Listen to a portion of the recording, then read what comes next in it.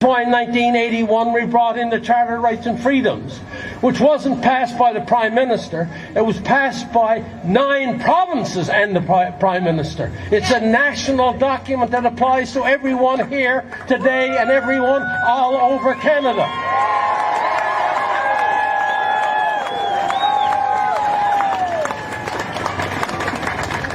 So understand, except for the creation of the country in 1867, the Charter of Rights and Freedoms is by far the most important document in the history of our country, since we were a country. It is the most important one because it applies to you and me equally. Yes. Every individual on this planet is unique. Like every snowflake is unique, every individual is unique. And therefore, when you get a document which says that I have these freedoms and I have these rights, that means every single one of us, from Defino to Iqaluit to Bonavista to the Niagara Peninsula, every Canadian is equal and has equal rights before the law.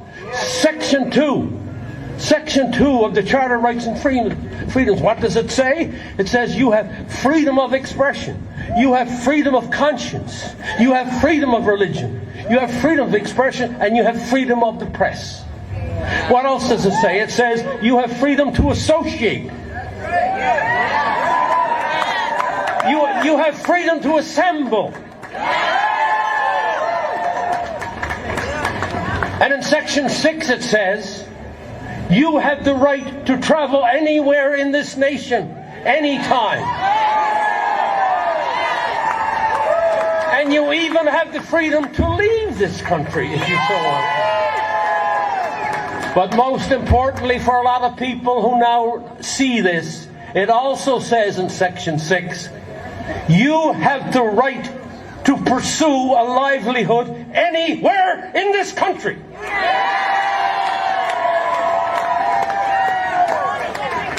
You have the right to pursue a livelihood anywhere in this country, and they are taking jobs away, inside the government and outside the government, and threatening others of their jobs.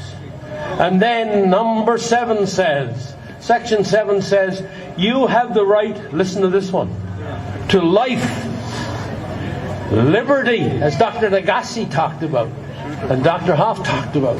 And you also have the right to your security of the person. Nobody is allowed to touch you unless you agree.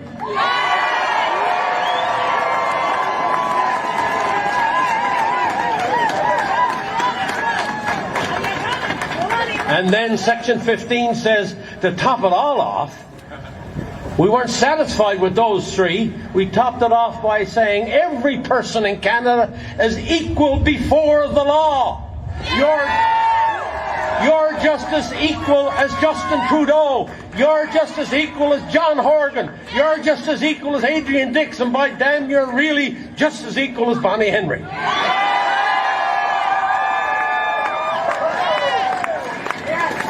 You don't have to take a back seat to anybody. No. You have your rights and your freedoms as an individual. This business of group rights and this business of lobby group rights and all the rest of it completely disguises your rights as an individual. And we've got to be very careful going forward that we don't lose these rights to these groups, that they take over and dominate the government of British Columbia or the government of any province. You must remain steadfast that as an individual you come first. The groups come second that you form with. And that's very important for any democracy anywhere in the world. When the individual gets submerged by a group or something else, that's the beginning of the decline of our democracy. Yeah. So those 4 sections of the Constitution and of the Charter of Rights are absolutely sacrosanct, okay? And then we've got people out there who are trying to say to me and to others, I don't know if they think we don't know the difference, that somehow Section 1 of the Constitution, I know it's cool, I know it's getting evening, but you got to listen to this. Somehow that Section 1 forgives the government. And that they can go ahead and override those other 4 sections I just mentioned. I got news for them. There are 4 tests that had to be met. Well, first of all, that Section 1 doesn't even apply to our circumstance. Because when we wrote that section, The whole idea was this, that the only way you could override these sacrosanct rights and freedoms of individuals, which, if there was a dire situation in the country like war or insurrection, a virus from which 99% recover, is no war and no insurrection.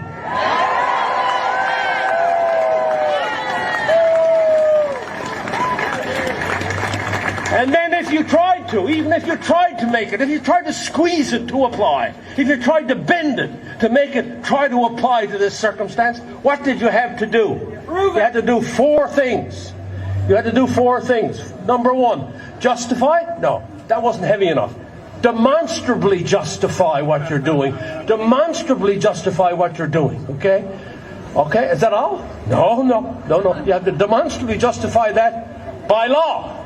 Yes. That meant a new law, not the existing laws that they're using. New circumstance means new law. Where's the new law? They never went to the Parliament. They never went to the provincial assemblies to get a new law. They tried to use the existing law. They skirted around the Charter of Rights and Freedoms by law. Number 3, using reasonable limits. And number 4, you had to do all of those other 3, but remember, it had to be done in a way that was consistent with a free and democratic society. What they're doing is not consistent with any free or democratic society. It's more consistent with a totalitarian society. So don't be fooled by those who try to tell you that somehow you can skirt around the Charter of Rights and Freedoms. I was there, I helped write the damn thing, and they're wrong, and we're right.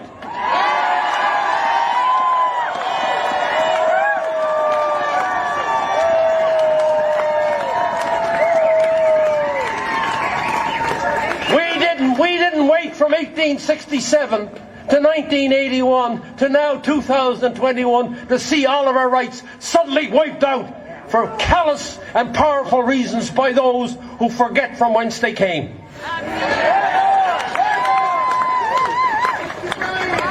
Ours is a country worth fighting for. Listen to me, I was 7 years old before I became a Canadian. I wasn't born a Canadian, but I can tell you right now, I'm a Canadian now, and I want to defend what we've had and what we know we can continue to have in this country.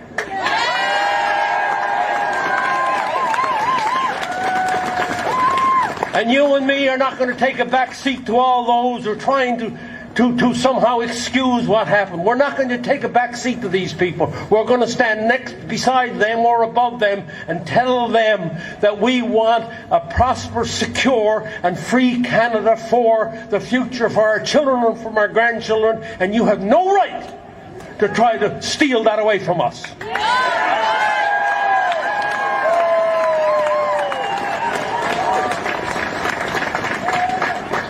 From Tofino to Iqaluit to Bonavista to Niagara Peninsula, we must become united as Canadians, as free Canadians, understanding our history, understanding the history of our planet, and put that all in context for tomorrow, so that we can be a proud, free country in the northern part of North America. We're not going away, Mr. Horgan. We're not going away, Mr. Trudeau. We're going to stand and be counted, and to make sure that we restore the Charter of Rights and Freedoms which everybody fought so hard to get. Stay around. Thank you for coming.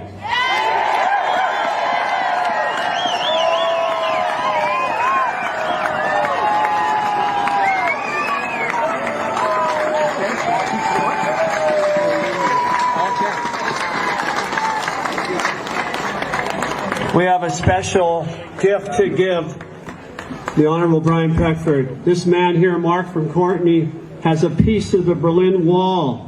Oh! When did you take that? I stood on the Berlin Wall November 9th, 1989, and I took 1,000 pieces.